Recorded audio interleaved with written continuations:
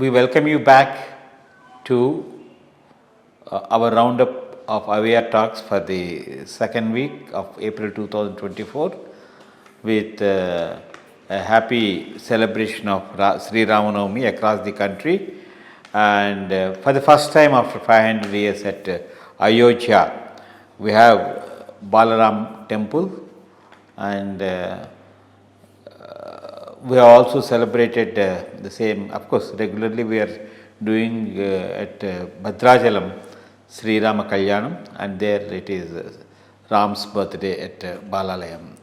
So, with this in the regional this week, we will just try to focus on a couple of things. One is that we are seen in the newspapers and all that, while addressing the public rally, Jagan Mohan Reddy has been hit on the eyes, and that has been taken with a lot of publicity to gain sympathy from the voter.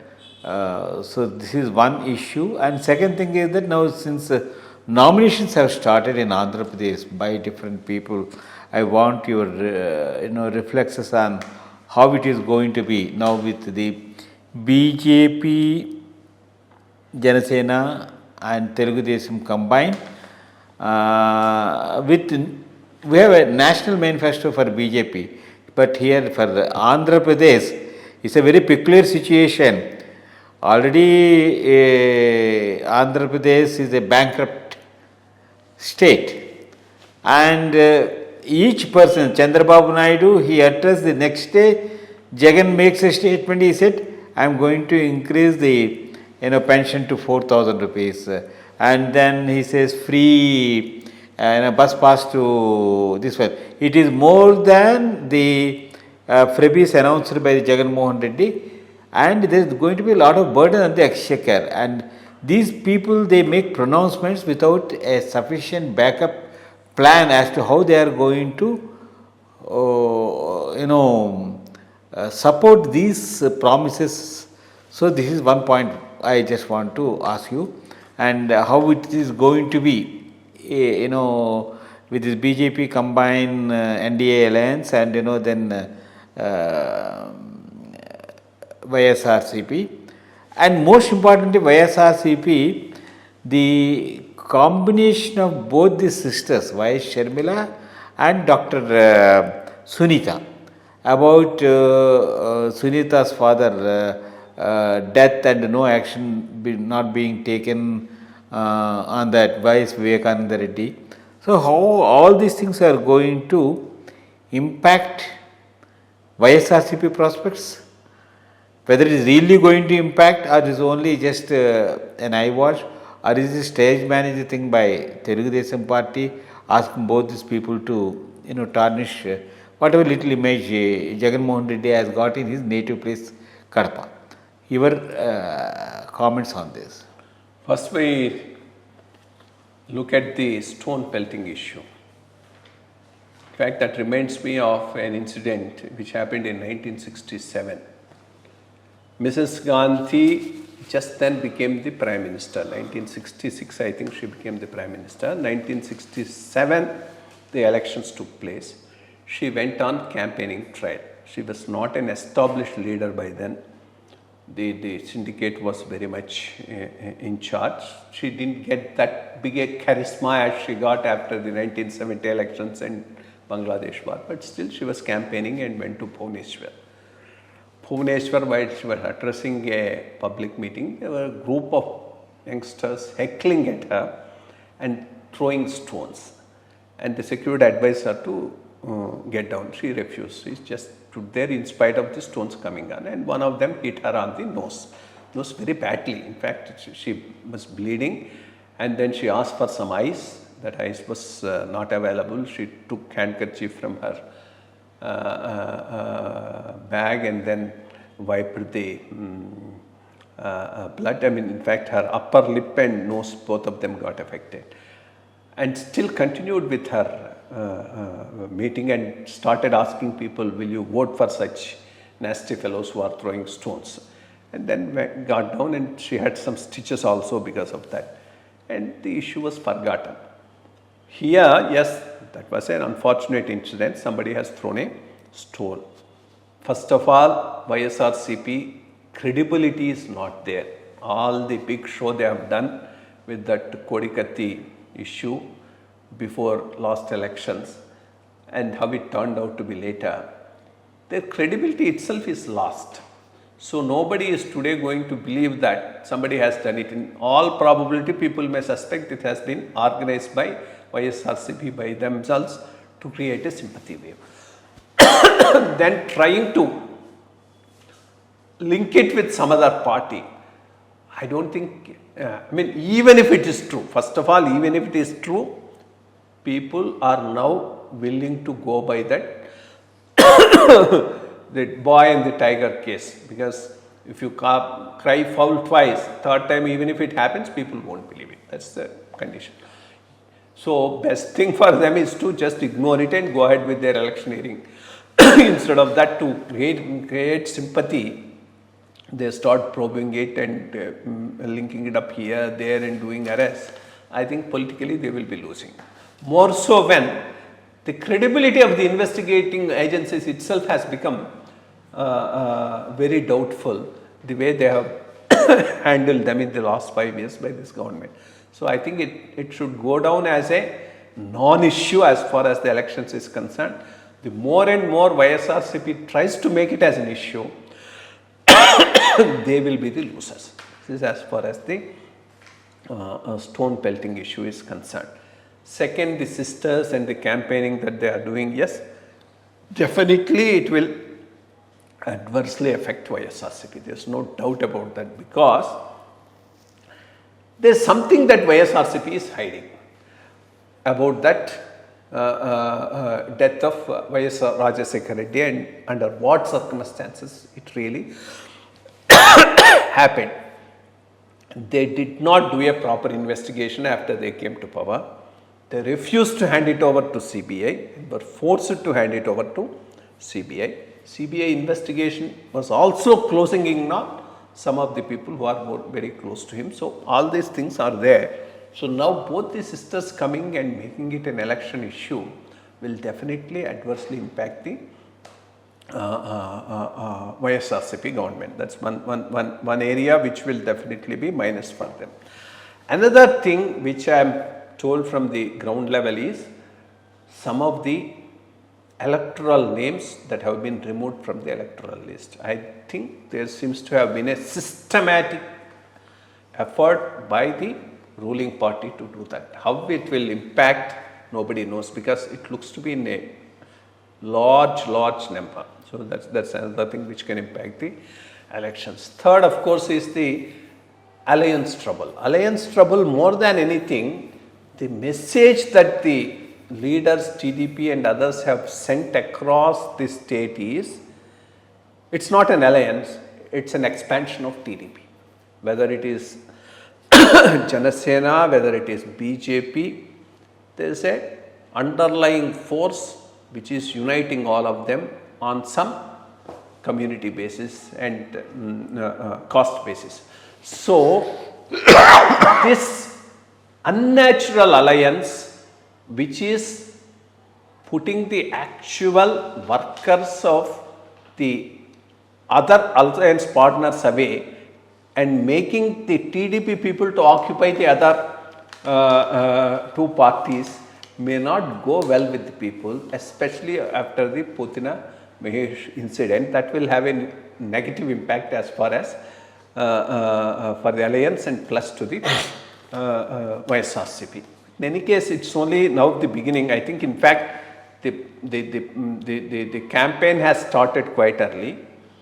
It's peaking also quite early, because actually it should start now or after the nominations are fully done and nominations have closed. Then only 15 days of hectic campaigning would have been the right thing to do. So actual trends will emerge by this month end, which will decide the fate of the election. That's what I think. National issues.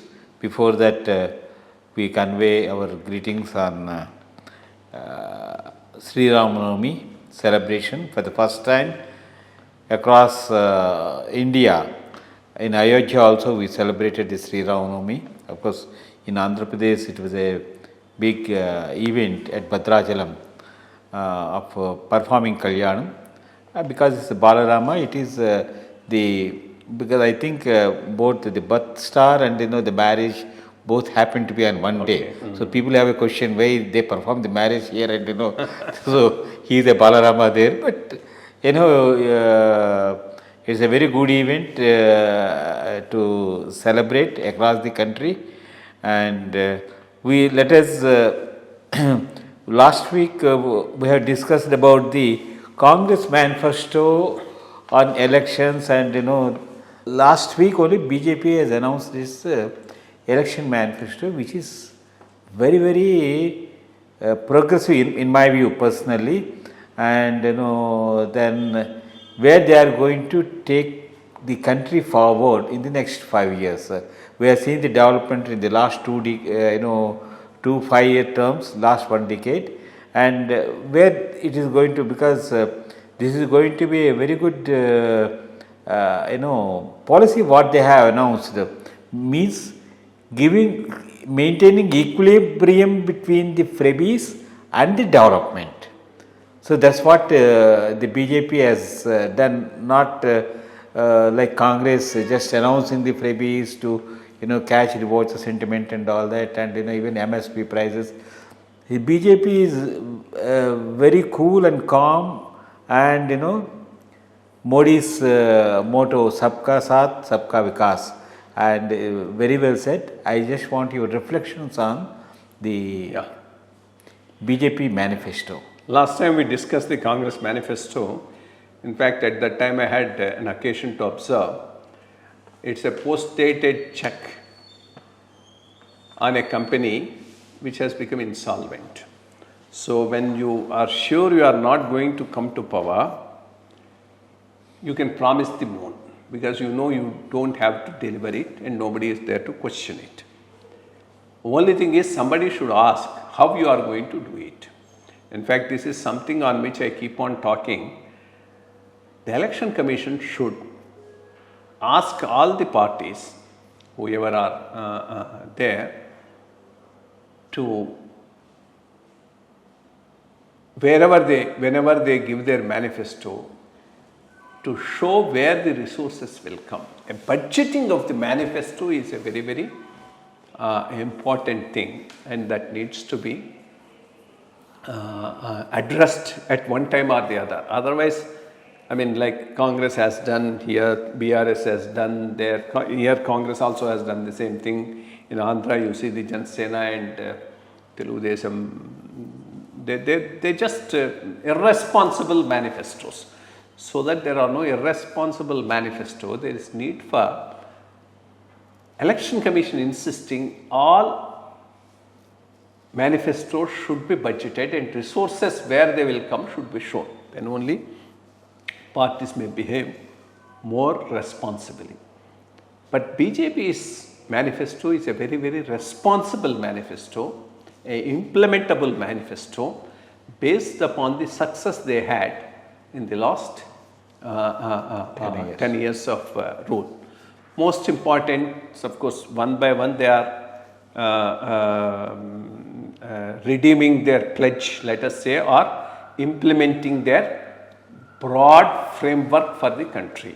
First term they promised, second term they promised they would take away the Article 370, and they talked about CAA. Both of them have become operational by now.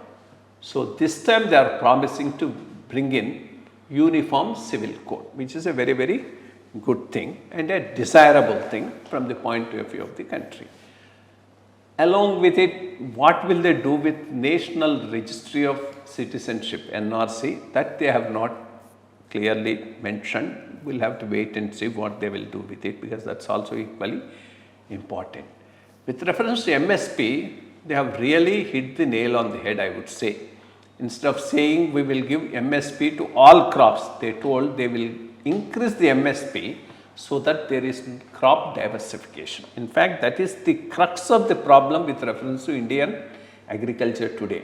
We have surplus production of cereals, wheat and rice, Rice. but we have deficit production of pulses and Oil. oilseeds. And pulses and oilseeds we are importing from other countries by spending a lot of foreign exchange.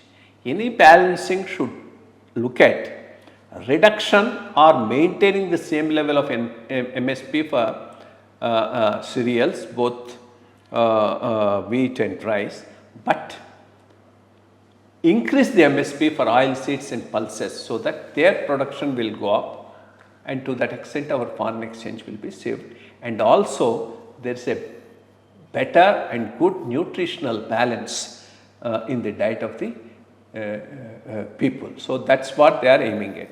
Similarly, maybe they will also give a lot of importance to millets and may announce higher MSP for the millets, so that crop diversification is also happens with reference to millets. That's very desirable from two angles. What is nutritionally rich are millets compared to our staple food rice and wheat. That's one point. Second, millets are less water intensive. So in a country where water is scarce, you should always encourage. In fact, that was the best thing with our older generation. They had millets which are nutritionally rich and can also be grown on a rate fund condition. So instead of big irrigation systems, they were able to just produce it and take it, which increased their health and strength. So I think this time they are going to focus on millets, Sri Dhanyam, that's what they told, and then the other is oil seeds and pulses. So that's one good thing about it. They promised free distribution of food grains, which is a welfare measure, which is desirable. In fact, any country will have to balance its agenda with reference to welfare and development, and that's exactly what they are doing. And then they have all this digital, physical, social infrastructure, health, education, then and that insurance cover for health, I forget the name, beyond 70 they want to extend it to everyone, which is a good thing. So overall it's a excellent, I would say, forward looking manifesto, and also shows the confidence of the party. Without any freebies, they are able to address the main issues and say to people, we'll do good for you, not just try to be populist. That's a good thing about this manifesto. The little controversy that has taken place with Tejashwi Yadav during Navratri day celebrations, like eating fish, and then Modi's comment has been wrongly interpreted and made it viral. So, what do you think about this sort of small? I think there is a gang, I mean what we call the lutinous gang, which is desperate nowadays because they know their clout has been totally reduced and they are not able to have any influence in this government. So whatever little anywhere they can get, they will twist it against the Prime Minister and make it viral. Here what did PM say? PM did not talk anything about the food habits, did not talk anything against non-vegetarianism. All that he told is Navaratri times, which is a sacred time, and when Hindus practice vegetarianism and a very austere life, why do you unnecessarily provoke them by making it into a video and posting it? That's the point on which that looks like a tendency of Mughals who just not occupied but went on demolishing the temples and everything. I mean that's a very, very mean attitude. That's exactly what he told. It's quite fair and correct on the part of the Prime Minister to have done it. And this fellow, this Rajdeep Sardesai, another third-rate journalist, he goes and eats with Sitaramaya and try to make a big thing of ragi mudda and chicken. I mean, at this time. I agree, South, yes, we don't have the Navaratris. I mean, we have our Ugadi and then Ramanavami. In between, we don't really celebrate Ugadi. In fact, I asked one of my friends in my WhatsApp group of the batch, what is this Navaratri? Because we know about the We have Navaratri only for Dasras. Dasharas. This Navaratri we are not. Then he told, this is because this coincides with the harvesting period in the north. So, I mean, Durga, they will propitiate and then lead a time with not eating non-veg and leading a simple life during this 1 week. So, this is something sacred for them. Why do you at that time taunt them by this type of nasty videos and these things? And that's why this unscrupulous journalists who have lost their relevance, fellows like this fellow Rajdeep Sardesai, Karan Thapa, that lady Barka, that and that lady who is now an MP from Sagarika Ghosh from TMC MP from Bangladesh, West Bengal. They have nothing better to do than create a issue and then try to be in public life. Like there are, I mean, I don't know number, maybe thousands of polling stations where mock drill is done before the elections.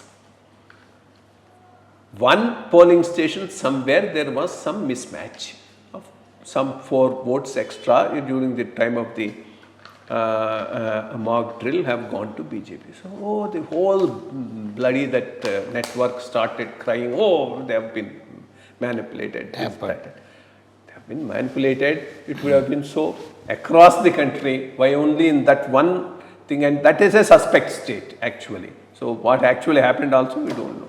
So this gang keeps on doing such type of things with an agenda, and just best thing is to ignore them, and they are getting their answer in terms of a resounding victory of BJP. Thank you very much for the inputs. There is an interesting news in our local daily Enadu that cash of more than 10,000 crores have been seized, which is being done for electioneering purpose and all that. And so much of money is circulating around, and we don't know, like this is only officially announced information. I don't know how far the truth is that these elections are going to be ruled with the money by bigger wigs in trying to win the political this one. I just want your thoughts on that. Yeah, it's a huge amount. From January till now, election related seizures and others all over the country have resulted about 12,000 crores seized. If what you get is 12, what in circulation should be 10 times, 20 times more. So imagine an election which is run with a financial budget of different parties of doling out money to the voter to induce him to vote for them is almost a lakh of crores or some such thing, 67,000 crores, because 12,000 crores is what you catch. What you have not caught will be 10 times more easily. So this is a huge thing and a huge menace to democracy. There is no doubt about that. And how do you tackle it? Today the system is very, very loose. The police or some other investigating agency will seize these amounts. Of course, they will take from whom, at what time, all these things, and deposit it in the treasury, and it's available. What happens to it after elections? After elections, whoever comes to the power, everybody knows this money is meant for elections and facilitate its return to from whoever it has been seized. So they will go and make some claim and all that money is distributed back. That is where I think Election Commission should step in and ensure that some process is followed. In fact, on this I tweeted and tagged on the Election Commission also. I don't know whether they would really have time to see that and act on that. What I am suggesting, you give an order that whatever is the amount that has been seized during the time of elections, which is suspected to be for distribution to the voter, should not be released back by the concerned investigative authorities who have seized it without the permission of the election commission. If you give one order, that's good enough. Then what you can do, you set up a high level committee of some retired judge, bureaucrat. Let them examine each claim and decide which one can be returned, which need not be returned. In fact, so that the common people don't get into a problem, you can have a norm. Whatever has been seized, 50 lakhs or 1 crore less than 1 crore, it can be returned. Anything more than that, it needs to go through a scrutiny of this committee before any return is done. If you can ensure that, and if you intensify these searches and catch more amount, the result would be next elections, they will be careful. They will be careful because they know if the money is caught, it will not be returned. It's a huge financial loss. So some such mechanism, unless they put in place, this is going to be a major menace for a democracy to properly function.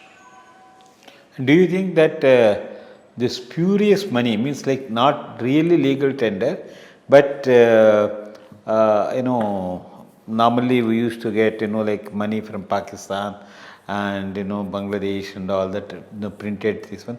That money also would have taken place. Probably, but may not be much. To my understanding, it may be proper money only. But even that will come out in case you have such a scrutiny team. International topic for this week. That is the most important one, and which we had discussed in our previous discussions also, about the uncertainty in the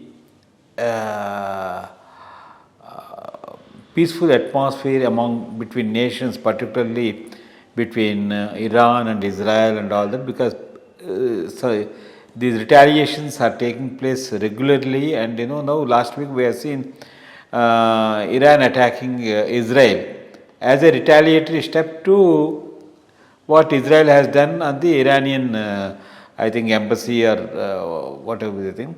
So this is very important for us. See if this thing is going to escalate further or is going to subside now, because Iran has given only a warning now after attacking, that if they do anything they will have to face the serious repercussions. And now American elections are on annual. I don't think Israel would have done that on its own, but the hand of big boss is always there. That's the thinking of the general public. What do you think about this conflict between Iran and Israel? Yeah, I think this time the provocation came from Israel. What was the reason? What was the strategy? Because we don't know. There should have been some strategy behind the first strike. And in all probability, Israel wouldn't have done it without taking America into confidence. They went and bombed an Iranian consulate in Syria. Any consulate or embassy are considered as the territory of that country, basically. So bombing, that means you are attacking Iran, as good as Iran. So a retaliation from Iran was expected, and it did react.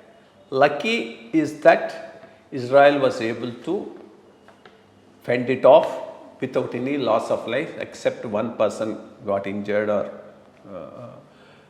one death occurred. Otherwise, all the missiles or drones that have been launched by Iran have been effectively countered in the air itself, and then all of them were neutralized. So that's one good thing, because that will give us some hope that it will not escalate. If there was a large scale hitting of civilian areas, if there was a population loss, then the pressure on Israeli government to react would have been that much bigger, and government would be forced to have retaliated. But now, will they retaliate? If they retaliate, how they will retaliate? One has to wait and see. In all probability, I don't think they would retaliate. They may not retaliate for 2-3 reasons. First of all, America has already told hands off. If it escalates to a Iran-Israel war because of this, we are not with you. So we will be just stand by seeing it, but will not get involved. That's a very, very important message for Israel before they take a decision.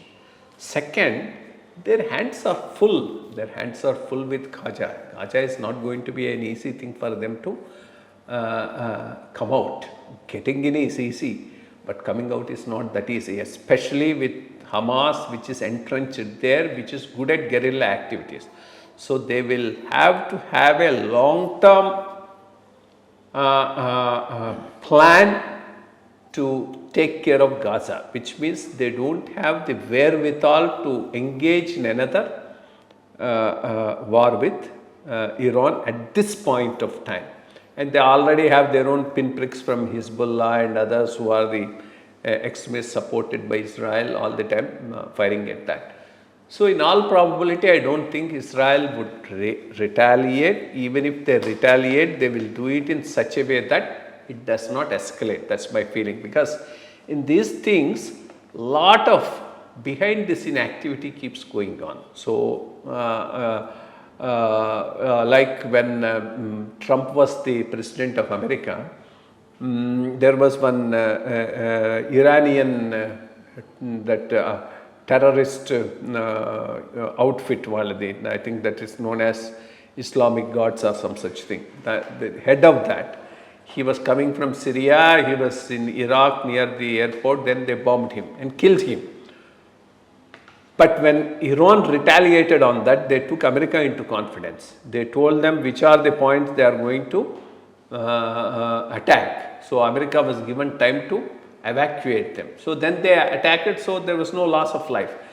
So when countries decide not to escalate a particular problem for whatever reason, then they take these type of measures so that in the eyes of the public, it looks as if they have reacted and retaliated so that the honor is not lost, but at the same time it does not lead to a further escalation. So this is one way of minimizing the tension and then ensuring that it does not spread further. Nobody today is interested in a much bigger conflict in Middle East. So that being the case, I don't think this would really go that way, and of course the markets are the best measures to know what may happen. The fact that the oil markets have not flared up, in fact they are coming down a little bit, shows that overall the situation is going to be managed but may not go out of hand. Thank you very much for updating on the likely conflict between Iran and Israel.